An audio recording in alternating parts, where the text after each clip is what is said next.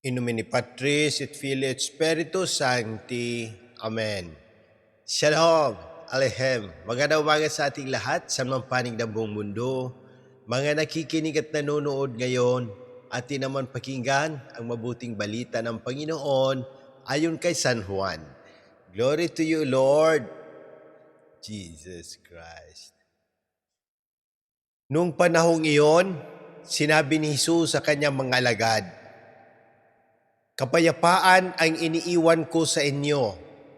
Ang aking kapayapaan ang ibinibigay ko sa inyo. Hindi ito katulad ng ibinibigay ng sanlibutan. Huwag kayong mabalisa. Huwag kayong matakot. Sinasabi ko na sa inyo, ako'y aalis, ngunit babalik ako. Kung iniibig ninyo ako, ikagagalak ninyo ang pagpunta ko sa Ama, sapagkat dakila ang Ama kaysa sa akin. Sinasabi ko na ito sa inyo bago pa mangyari, upang kung mangyari na, kayo'y mananalig sa akin. Hindi na ako pakahahaba ng pagsasalita sa inyo, sapagkat dumarating na ang pinuno ng sanlibutan ito. Wala siyang kapangyarihan sa akin.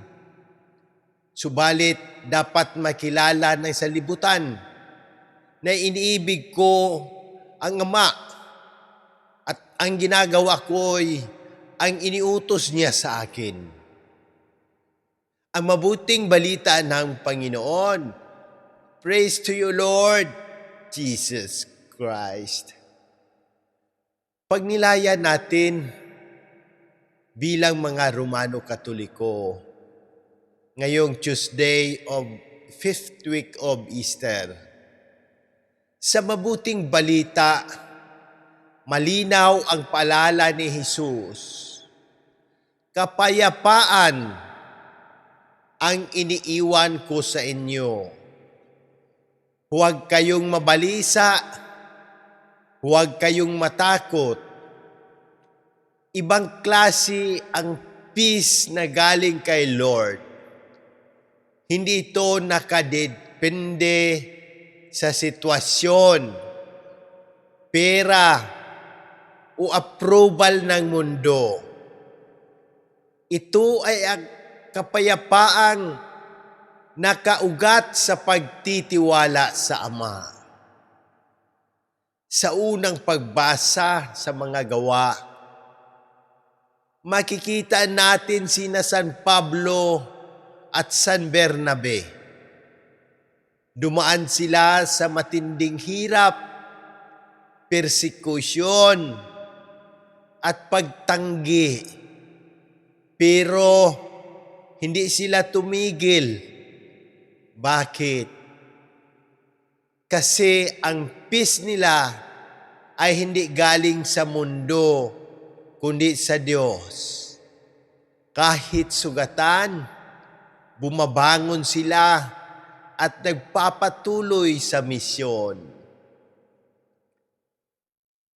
Ano ang mensahe sa atin ngayon?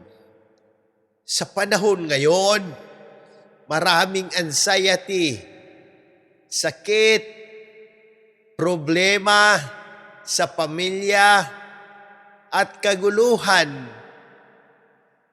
Ang tanong, saan ka kumukuha ng kapayapaan? Kung sa mundo lang, madali itong mawawala. Pero kung kay Kristo, kahit may bagyo, may katahimikan sa puso. Mga halimbawa ng Church Fathers. Si San Agustin, sinabi niya, "Our hearts are restless until they rest in you, O Lord." Kahit hanapin natin ang saya sa mundo, hindi tayo mapapanatag hanggat wala ang Diyos.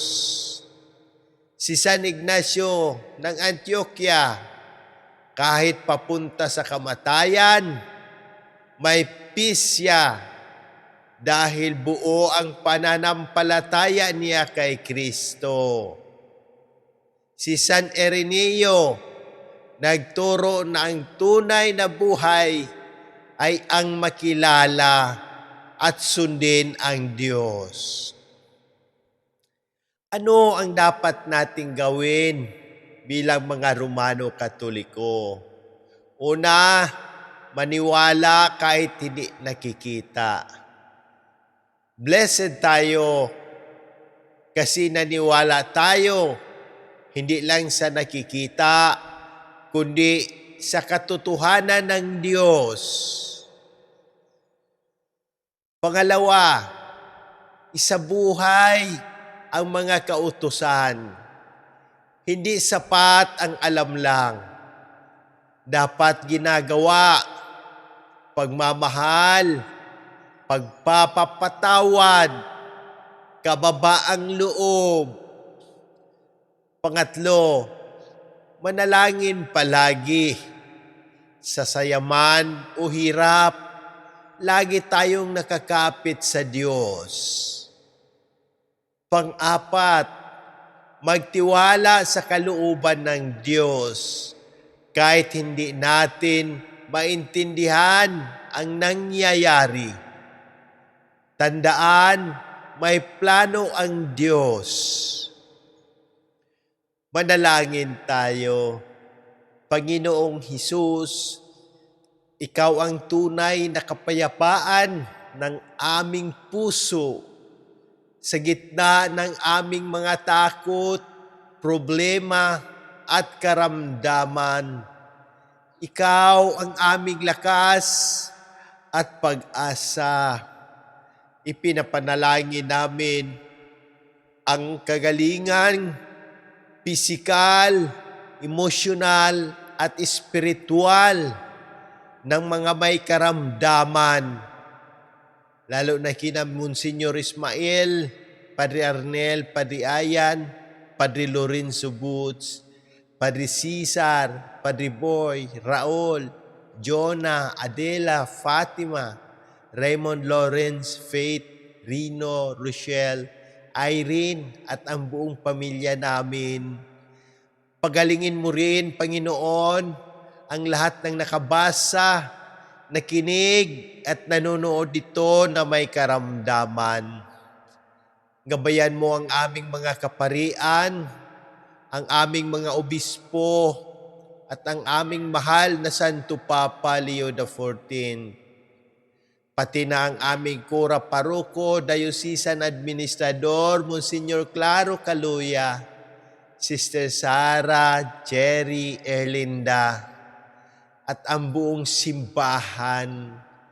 Basbasan mo rin ang pamalaan ng Pilipinas, ang aming Presidente Ferdinand Marcos Jr. upang mamuno ng may takot sa Diyos. Ipagdarasal din namin ang mga yumao, lalo na sina Papa Francisco, Janet Hiram, at ang lahat ng aming idinadalangin. Tanggapin mo sila sa iyong kaharian sa pamamagitan ng panalangin at pamamagitan ng mahal na Berheng Maria. Iligtas mo kami sa lahat ng unos at kalamidad. Ito ang aming dalangin sa ngalan ni Jesus. Amen. Ngayong araw, piliin mong magtiwala sa Diyos kaysa matakot. Ibahagi ang kapayapaan ni Kristo sa iba, sa salita at sa gawa. In nomine Patris et Filii et Spiritus Sancti. Amen. God bless!